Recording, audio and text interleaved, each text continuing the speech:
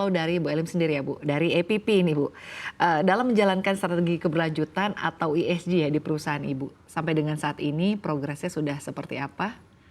Ya, EPP memiliki Sustainability Roadmap Vision 2030 yang memang berfokus bagaimana kita bisa khususnya di lingkungan, kami ingin menghasilkan produk yang less carbon.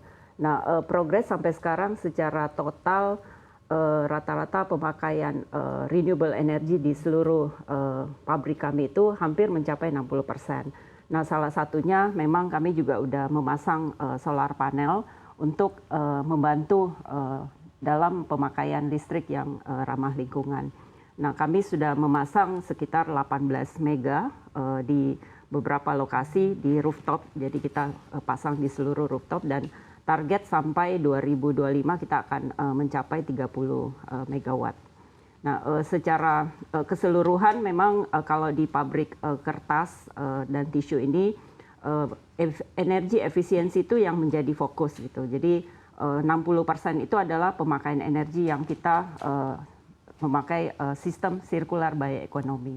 Jadi memakai dari limbah di dalam industri itu sendiri dan penambahan beberapa renewable energy seperti solar panel. Baik, artinya pemanfaatan energi dari limbah begitu ya, dan juga menggunakan solar panel ya, Bu Elim. Tapi sejauh ini kalau dari EPP sendiri, tantangan apa Bu yang dihadapi terkait dengan ini kan boleh dibilang transisi begitu ya Bu ya? Betul. Memang kalau seperti industri pulp dan kertas ini tantangan utama adalah memang teknologi karena kita memerlukan energi yang cukup besar yang sekarang memang sebagian tersisa yang masih memakai batu bara gitu. Nah, transisi menuju renewable energy kalau kita katakan 100% itu agak sulit dengan teknologi yang ada sekarang karena butuh waktu ya Bu ya? Ya biaya ya yang masih investasinya masih sangat besar. Terkait dengan penggunaan PLTS di perusahaan Ibu. Sejauh ini artinya manfaat yang didapatkan atau mungkin keuntungannya seperti apa? Manfaat langsung tentunya dari tadi sama ya cost efisiensi. Tetapi manfaat yang lebih besar kita sebagai perusahaan salah satu terbesar di Indonesia untuk pulp dan kertas dan juga tisu packaging, kami tuh memasarkan produk kami di 150 negara gitu. Jadi otomatis memperlihatkan tanggung jawab sebagai perusahaan yang besar di Indonesia ini, kami memiliki kewajiban untuk kontribusi terhadap perubahan iklim di global. Dan menggunakan energi terbarukan, salah satu PLTS ya, karena dengan energi yang dibutuhkan dari industri kami itu cukup besar, jadi pilihan-pilihan itu tentu tidak bisa hanya satu saja. Nah, PLTS ini salah satu solusi yang bisa kita tunjukkan bahwa APP berkomitmen untuk kontribusi terhadap perubahan iklim. Tentunya manfaat langsung seperti tadi kami memiliki customer di global juga, yang juga punya tuntutan-tuntutan bahwa rantai pasokan ya, termasuk APP ini yang supply produk-produk ke luar negeri itu harus memiliki komitmen untuk menghasilkan produk yang ramah lingkungan dan juga mengurangi karbon emisi. Nah, ini yang memperlihatkan bahwa komitmen, karena kalau kita bicara ESG itu sangat luas gitu ya. Dan tentunya otomatis kontribusi terhadap perubahan polusi itu juga menjadi concern kami. Kalau tadi kita membahas mengenai dampak ya Bu, perusahaan menggunakan energi yang lebih ramah lingkungan sebagai upaya mendorong dan juga mendukung ya tujuan dari pemerintah dan juga global terkait dengan upaya menekan artinya emisi yang mungkin kurang baik ya Bu. Saya ingin menanyakan ke Ibu terkait dengan penggunaan PLTS oleh perusahaan Ibu sendiri. Sejauh ini mungkin boleh dilihat sudah seperti apa? Artinya kalau dari sisi mungkin penghematan, cost-nya atau dampaknya secara umum atau keseluruhan seperti apa? Dampak secara umum tadi karena EPP sudah berkomitmen memang untuk menurunkan karbon emisi di seluruh rantai pasokan produksi. Tentunya kami juga memperlihatkan bahwa kami benar-benar komit.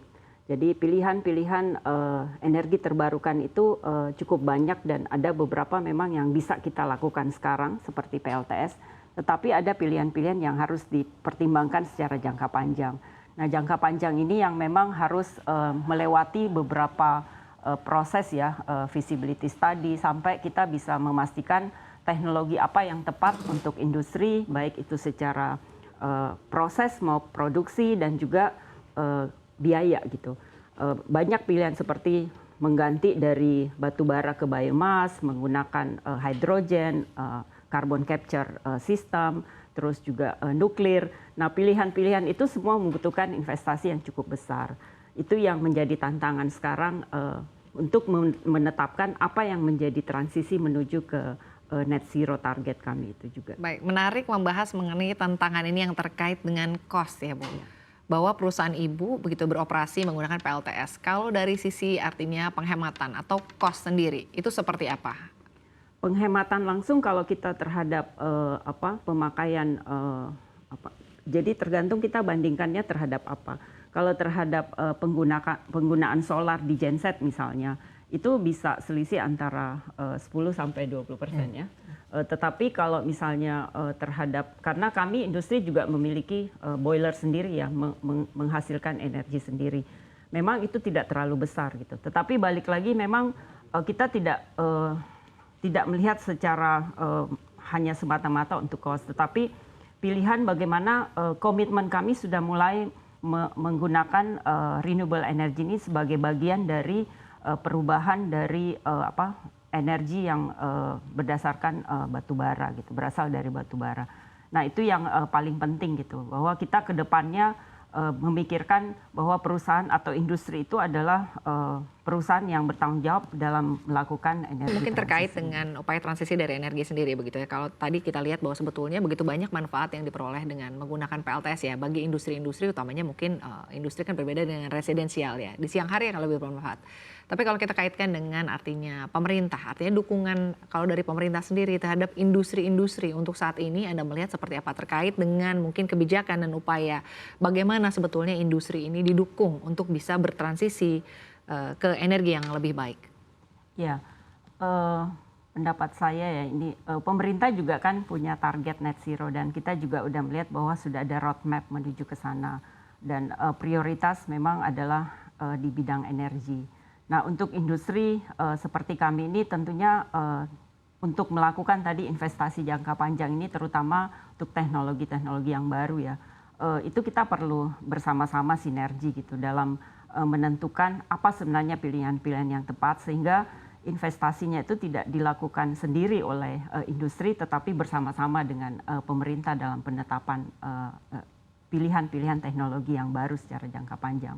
Kalau kita bicara PLTS tadi sama APP tidak invest langsung tetapi kita berkolaborasi juga dengan PT Sun yang juga membantu dalam investasi sehingga kita tidak memikirkan lagi investasi yang cukup besar tetapi kita sudah bisa langsung membayar seperti kita bayar listrik di rumah gitu. Jadi meterannya sudah lebih rendah cost-nya.